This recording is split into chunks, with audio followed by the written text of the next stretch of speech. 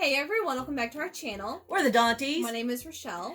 And I'm your favorite Donna. And today we're going to bring a little bit more joy that we can find in 2020 and discuss my picks on what I've enjoyed on Disney Plus this year. And not Forky asked the question. Nope. So we have already done a video on her picks on Disney Plus and what she has enjoyed. And now it's my turn. And I have a few things that are different. Most of my list is different, but that's okay. Everyone likes different things. So we're going to go through what has brought me joy during this crazy year of 2020. And the first thing I want to talk about, Hamilton. I done talked about that. She talked about it. We may have sang a little bit, but Hamilton is, I cannot get enough of it, and I cannot stop talking about it and referencing it and saying good things about it. It's just overall genius. Every time I watch it, I literally find something new that I didn't notice before, whether it's in the background or if I comprehend a lyric at a certain time in the scene. Like, something just blows my mind every time I watch it, and the music is amazing. I could watch it all day, every day. And a couple of days she has. So, Hamilton. Even I like Hamilton, y'all. So, it's good. It is very good. And I just love the fact that it was supposed to release in theaters in 2021. And Disney, being amazing and awesome that they are, they released it on Disney Plus a year early for us to get some joy. So that is definitely at the top of my list. The second thing was actually another thing that they released early, and that is Frozen 2. So it came out in theaters last November, I believe, and it wasn't supposed to be released on Disney Plus until like halfway through the summer, but they released it, I believe, in March, when we needed it the most. And I'm so glad they did, because I love the Frozen franchise, the whole universe of Frozen, and the fact that I was able to watch it as many times as I wanted to, months earlier than I thought I was going to be able to, and I took advantage. It is so good. It's such a good story, and kind of going into that is the documentary Into the Unknown, The Making of Frozen 2. That is such an eye-opening documentary. It's 5 or 6 episodes. I enjoyed it the first time we watched it. Have I made you watch it a second time? With your mom. Oh, well, no. No. See, what happened was, Mom wanted to watch it, and you chose to sit down and rewatch it. And then my dad came over, and he wanted to watch it, and she still chose to sit down and rewatch it. Well, it was on the TV in the living room. Everybody was all around doing their own thing, and she chose to watch it a third time in, like, the weekend it came out, or within about a week after it came out. And, so that, I did not make her rewatch it. It was Now, I have seen it a few times while I'm working here at home. I've had it on in the background. I've actually watched it before bed, 2 or 3 episodes, and I think like I said, I think there's 5 or 6 episodes, but it is so eye-opening what goes on to put together an animation feature, especially something that was so hyped, I guess, was the sequel to Frozen. Yeah. And just the stress, I don't know how they did it. And I was getting stressed out watching it, even though I knew it came out on time, but just, it's so good. And you get to learn about the back end process. You get to learn about the people who actually created this universe and brought it to our hearts through the TV screen. And that is just a documentary that I think it's the best documentary on Disney Plus now.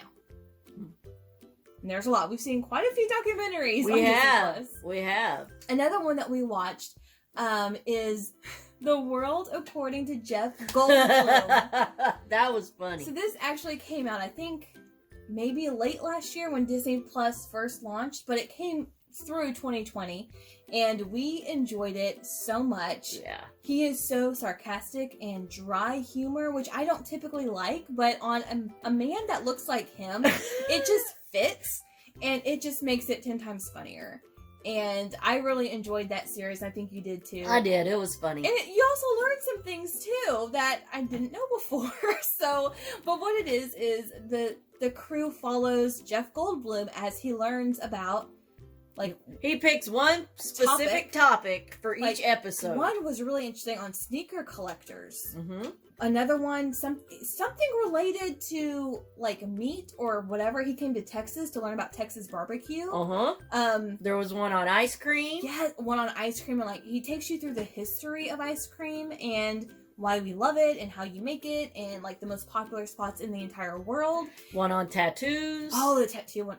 They're all really good. So if you want to learn a little bit about these weird topics with Jeff Goldblum, go for it. I would recommend it. It is so, so good. We liked it. So another one that we both really enjoyed is One Day at Disney Shorts.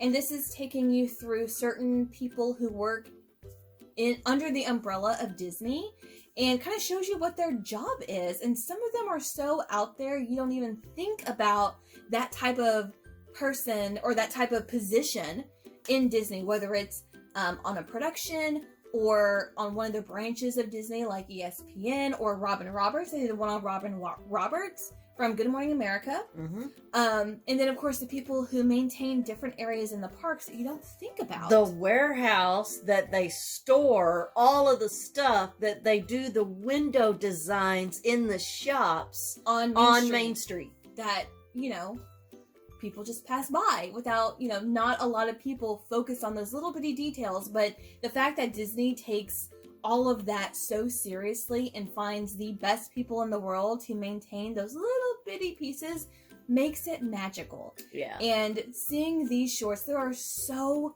many of these shorts in this series, like 50, 60, something like that. And they're all 4 to 5, 6 minutes long, maybe. I mean, they're very, very short, but it's very eye-opening to see, and it's documentary style, which we love. Yeah. So this is definitely right up our alley and something I would recommend just to get a little behind-the-scene peek of the magic that is Disney. Especially right now when most of us aren't getting there. Yeah, exactly. And the last one on my list was actually a surprise release, and it just came out not that long ago, and that is Folklore, the Long Pond Studios Sessions. So this is a documentary all about Taylor Swift's new album. So not only was Taylor Swift in quarantine this year and it still takes it so seriously. She wrote an entire album called Folklore. She recorded this documentary and it is now on Disney Plus. And it's just amazing to watch these people that you admire or love their music, especially musicians, but to kind of see the behind the scenes and hear them talk about how this came about. And this one in particular, because this was all done in quarantine. I mean, she wrote a whole album. Like, who does that? Taylor Swift does that. And this documentary is such a good peek into that experience and how that was. And she does sing every single song on the Folklore album, which I do own. And it's really good to just see that visual and hear from her and the couple of people she leaned on to help her make this happen while in quarantine, because it was not planned.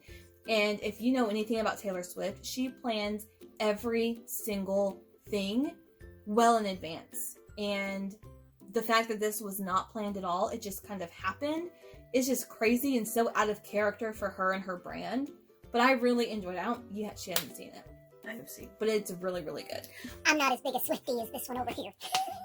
Did you tighten it? Oh, I almost threw it off. Alright, so that's all, folks.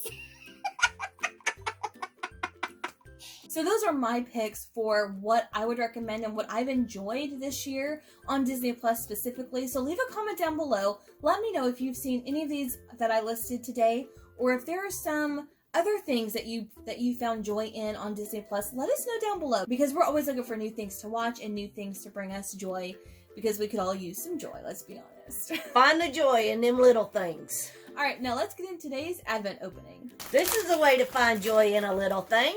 Yes, so every day we are pulling whatever we pull out of this big old Disney bag full of mystery items and opening it. And honestly, mystery items are like the best things to open because it's such a surprise. So this is definitely bringing us joy every day this month. So I think I'm going to go today. All right. I don't know whose turn it is, but I'm going because I lost count. Because, ooh. Okay, so we have Animal Crossing Amiibo cards. This is Series 4.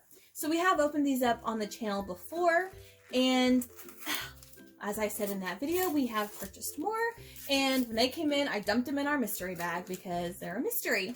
And if you don't know, these are cards that you can use with Animal Crossing video games on different platforms through Nintendo, but we only play New Horizons on the Nintendo Switch. And these cards can help you in the game and bring in certain characters, and I love these cards. I really do. I love having the option, and I switch out my villagers on my island quite a bit. Yeah, not me. If I like you, you're staying. Okay, I saw the first one. Oh my gosh. Okay.